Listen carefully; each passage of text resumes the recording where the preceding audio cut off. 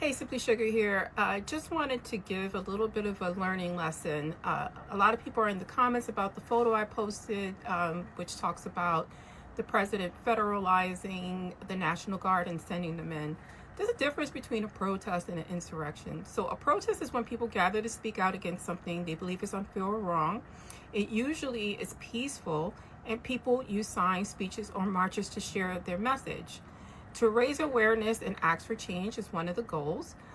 Example, the Black Lives Matter protests, which were largely peaceful, were people requesting change from this government.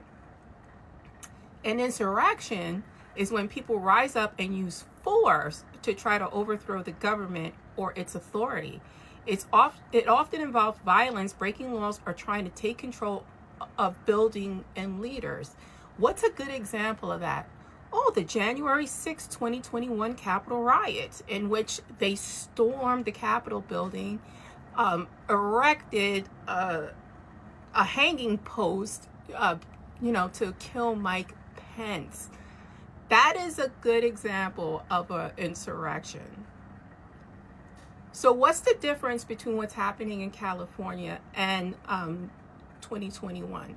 The violence happened when ICE created the violence.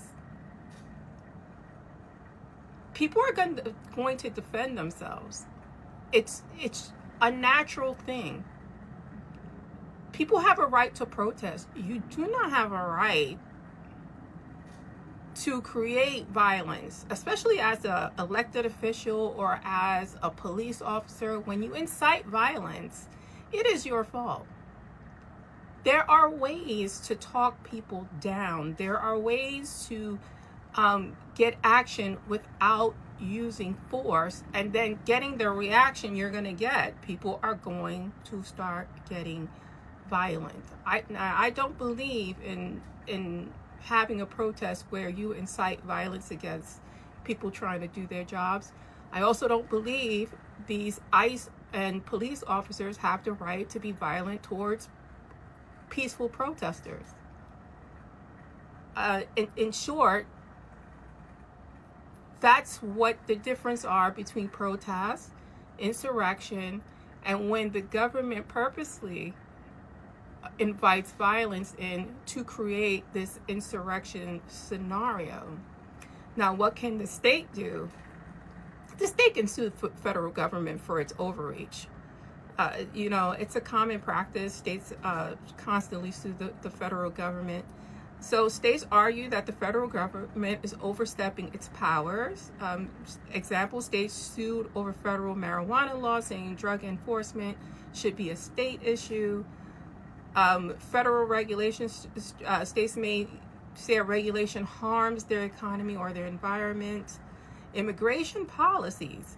States can sue if they think immigration changes hurt public safety, budgets, or local laws. California has every right to sue the federal government for overstepping into their state. This is why we have it set up like this. What's interesting is that the federal government under this administration wants to push states' state laws when it comes in terms of abortion. States should be in control of that. Natural disasters, states need to handle their own natural disasters. But here we are in immigration, at businesses, people at schools. Who's going to watch their child or children get handcuffed or zip tied by the government? Let's be for real here. Let's bring some logic. Again, it's not the act of deportation. It's the way it's being done. It's the violence. It's the disrespect. It's the disregard for human rights. That's at issue. Anyway, let me know your thoughts.